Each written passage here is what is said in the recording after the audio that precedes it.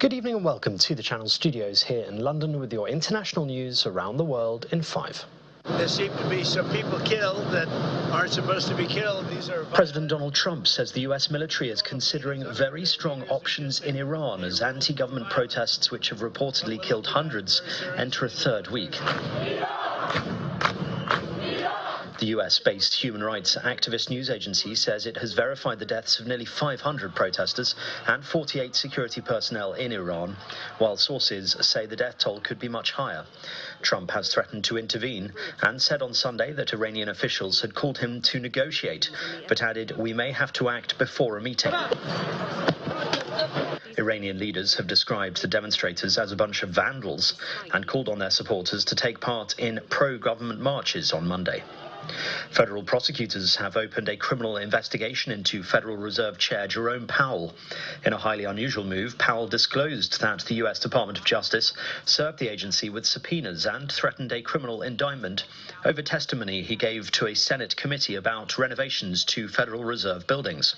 Calling the probe unprecedented, Powell said he believed it was opened due to Donald Trump's anger over the Fed's refusal to cut interest rates, despite repeated public pressure from the president. I have deep respect for the rule of law and for accountability in our democracy. No one, certainly not the chair of the Federal Reserve, is above the law. But this unprecedented action should be seen in the broader context of the administration's threats and ongoing pressure. Back it up! Thousands of people joined another night of protests in Minneapolis following the death of a woman who was shot by a U.S. Immigration and Customs Enforcement agent in the city. Earlier, city officials said 30 people had been arrested during the weekend's protests, and one police officer had minor injuries after a chunk of ice was thrown at them. Protests against immigration enforcement have been held across the U.S. after 37-year-old Renee Nicole Good was shot in her car. More protests are expected in major U.S. cities over the next few days. One person has died and 300 properties have been destroyed in bushfires that have torn across southeast Australia. The fires have raged in dozens of locations across the country for several days, mostly in the state of Victoria, but also in New South Wales, burning through land almost twice the size of Greater London. A state of emergency has been declared in Victoria as thousands of firefighters and more than 70 aircraft battle the blaze. Residents in more than a dozen communities have been advised to leave their homes. Authorities fear the fires, which are being fueled by hot, dry and windy conditions, could burn for several weeks.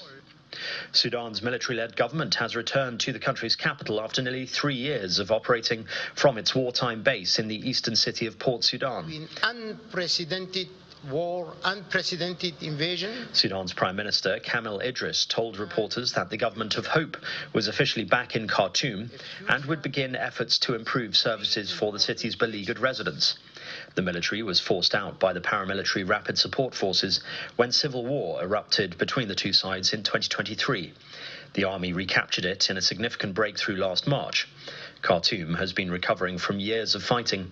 Roughly 5 million fled the city at the height of the conflict.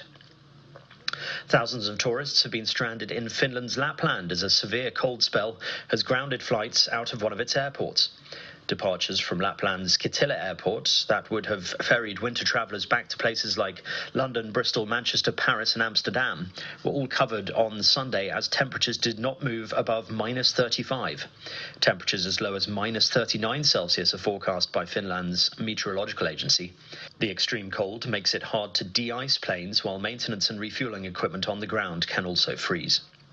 Thank you so much from the bottom of my heart. And Timothée Chalamet was among the main winners as Hollywood's finest gathered for this year's Golden Globe Awards.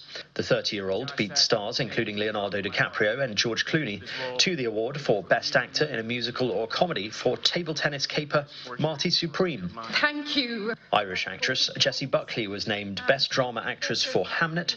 Owen Cooper. And British teenager Owen Cooper continued a year of adulation and awards for his performance in Adolescence, winning Best TV Supporting Actor. You know, what started off as what I thought, you know, I might be okay, I might be awful, I never know, so I took a risk and I went to drama classes. I was the only boy there. It was embarrassing, but, you know, I got through it and, but, you know, thank you. And that's your international news around the world in 5. Now back to the Channel Studios in Lagos.